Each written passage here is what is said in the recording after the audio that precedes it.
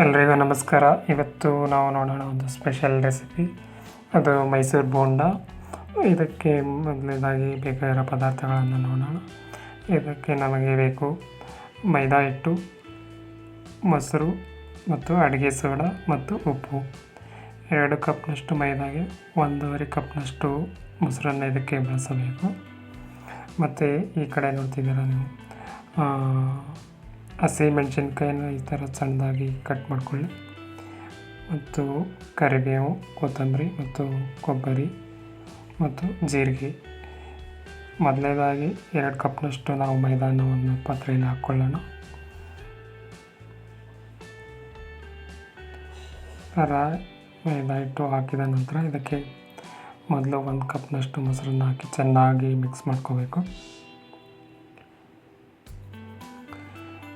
ನಂತರ ಇದಕ್ಕೆ ಅರ್ಧ ಚಮಚದಷ್ಟು ಅಡುಗೆ ಸೋಡಾನ ಸೇರಿಸಿ ಮತ್ತು ರುಚಿಗೆ ತಕ್ಕಷ್ಟು ಉಪ್ಪನ್ನು ಇದಕ್ಕೆ ಸೇರಿಸಿ, ನಂತರ ಅರ್ಧದಿಂದ 1 ಸ್ಪೂನಷ್ಟು ಸಕ್ಕರೆಯನ್ನು ಇದಕ್ಕೆ ಹಾಕಿ ನಂತರ ಇದನ್ನು ಚೆನ್ನಾಗಿ ಮಿಕ್ಸ್ ಮಾಡಿಕೊಳ್ಳಿ.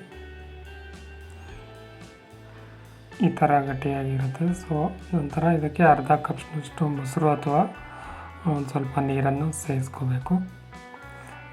ನಂತರ ನೀರನ್ನು ಸೇರಿದ ನಂತರ ಈ ಥರ ಚೆನ್ನಾಗಿ ಕೈಯಿಂದ ಈ ಥರ ಚೆನ್ನಾಗಿ ಮಿಕ್ಸ್ ಮಾಡ್ಕೋಬೇಕು. ನಂತರ ಇದಕ್ಕೆ ಹಸಿಮೆಣಸಿನ್ಕಾಯಿ ಮತ್ತು ಜೀರಿಗೆ ಮತ್ತು ಕರಿಬೇವಿನ ಸೊಪ್ಪು, ನಂತರ ಕೊಬ್ಬರಿ ಸಣ್ಣದಾಗಿ ಕಟ್ ಮಾಡ್ಕೊಂಡಿರ್ತಿಲ್ಲ ಅದನ್ನು ಹಾಕಬೇಕು. ಕೊನೆಯದಾಗಿ ಕೊತ್ತಂಬರಿ ಸೊಪ್ಪನ್ನು ಇದಕ್ಕೆ ಹಾಕಿ ಈ ಎಲ್ಲ ಪದಾರ್ಥಗಳನ್ನು ಹಾಕಿದ ನಂತರ ಮತ್ತೆ ಚೆನ್ನಾಗಿ 2ರಿಂದ 3 ನಿಮಿಷಗಳ ಕಾಲ ಚೆನ್ನಾಗಿ ಮಿಕ್ಸ್ ಮಾಡ್ಕೋಬೇಕು.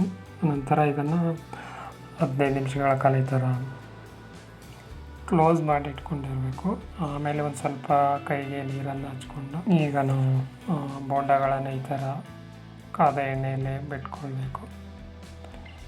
ಇಲ್ಲಿ ನೋಡ್ತಿದ್ದೀರಾ ನೀವು, ಈ ಥರ ಬೋಂಡನ ಬಿಟ್ಕೊಳ್ಳಿ.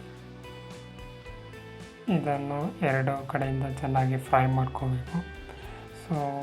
ಕೆಂಪು ಕಲರ್ ಅಥವಾ ಗೋಲ್ಡನ್ ಕಲರ್ ಬರೋವರೆಗೂ ಚೆನ್ನಾಗಿ ಫ್ರೈ ಮಾಡ್ಕೊಳ್ಳಿ. ಇಲ್ಲಿ ನೋಡ್ತಿದ್ದೀರಾ ನೀವು, ಮೈಸೂರು ಬೋಂಡ ರೆಡಿಯಾಗಿದೆ. ನೀವು ಮಾಡಿ ಕಮೆಂಟ್ಸ್ನಲ್ಲಿ ತಿಳಿಸಿ. Thank you for watching this video.